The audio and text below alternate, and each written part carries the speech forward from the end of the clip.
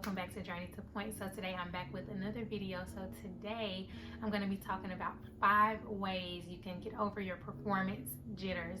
So I came up with this topic maybe about a month ago when I was getting prepared for the performance I talked about in the last video called Journey to Africa. So with that particular performance, for whatever reason, I was really nervous about it this time around. I don't know if it was because it's been a while since I've performed live. I think that may be what it is. It's been a really long time since I've had a live audience. Everything has been pre-recorded or a video of some sort with things I've done within the past year or so. Because of COVID, we've had to pre-record everything from like church.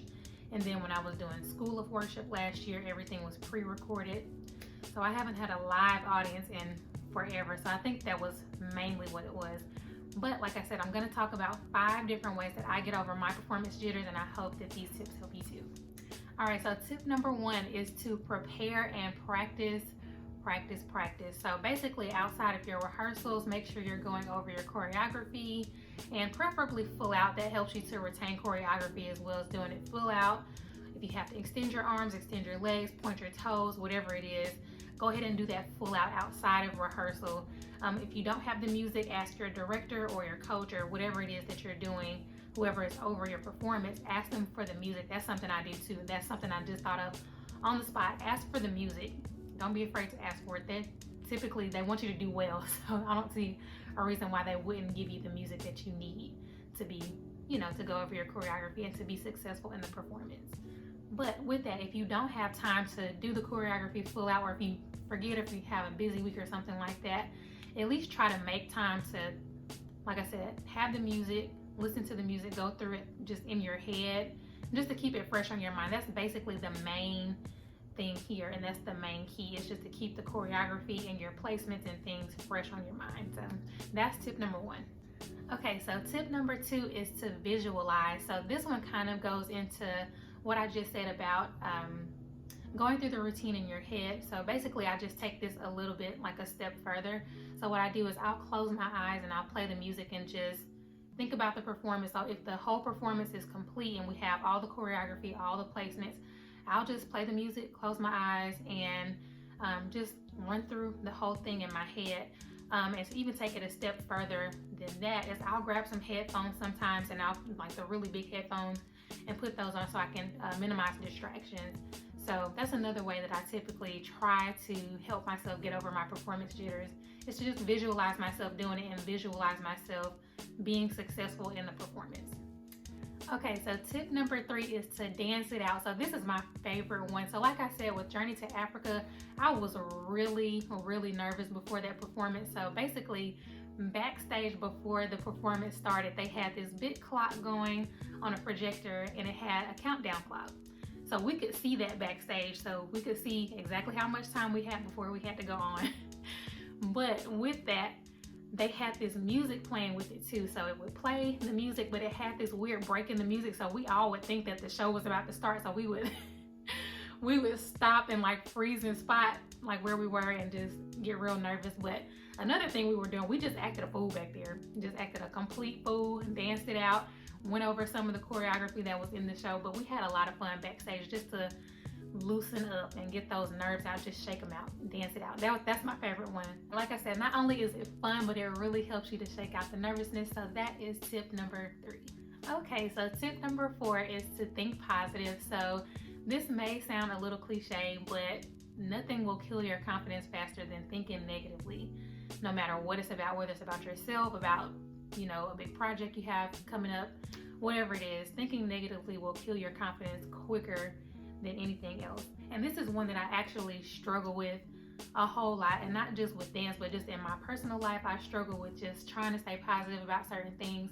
I'll know that I'm good at something, or I'll have a lot of people tell me I'm good at something, but it's still like that imposter syndrome. You feel like, am I really good enough to do this? Do I really have it?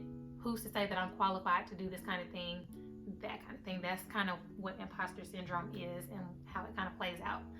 But what I do is I affirm myself, and that's basically the encouragement that I want to give to you, and the tip I want to give to you with this one is to affirm yourself. So one of the affirmations that I used to have on my bathroom mirror a while ago like last year, I'm a great dancer, and I have what it takes. So those are 2 affirmations that I had. And another affirmation that I thought of while I was, coming up with these tips and everything is, I'm purpose for this. So I know that this is a God-given talent and a God-given gift that He's given me to share with other people and to bless other people, whether it's a performance like Journey to Africa is more theatrical and things like that. And then even with church, with worship. So dancing, I help lead people into worship when I'm at church. So I feel like I'm purpose for this. So that's another affirmation I thought of as well. And that really helps remind me why I do what I do. And it's not just for me. A gift is to give to somebody else. If you think about if it's your birthday, somebody gives you a gift, the gift is not for them. They buy it, but the gift is for someone else. So basically that's how I think of that. I'm purpose for this. So that helps keep me going as well. So on this one, I'd love to hear from y'all. So drop in the comments below, what's an affirmation that you love to speak over yourself as a dancer?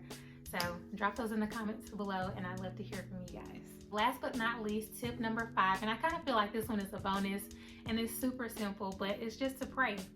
So basically, as a believer, something that I've been fortunate and blessed to have with doing different performances and different productions is each choreographer or director that I've had, they believe in the power of prayer as well. So we typically pray before a rehearsal or before the performance or something like that, just as another way to just bring in that peace and that tranquility in the room and to set the ambiance, set the atmosphere for what we're about to do and to help us get focused. So that's my last tip, is just to pray.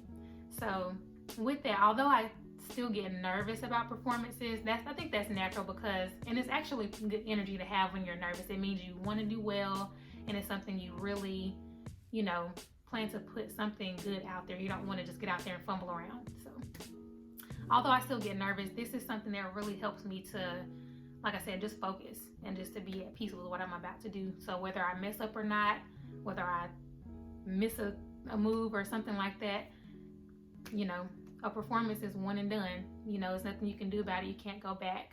Oh well. So, you just try to prepare better, or just try to get out of your head more for the next time. So yeah, like I said, it really just helps me to get focused on what I'm about to do. So that is my last tip, is just to pray, guys. All right, so those are my 5 tips for getting over performance jitters. So drop some more in the comment section below as well. What are some other things outside of what I mentioned today on how you get over your performance jitters? So those are just my 5. And also tell me below what your affirmations are for yourself as a dancer, or just in general, just to keep yourself going and to stay positive and to have healthy thoughts just in your daily life. So yeah, thanks guys for tuning in, and I'll see you guys next time. We'll be facing fears forever together. Peace.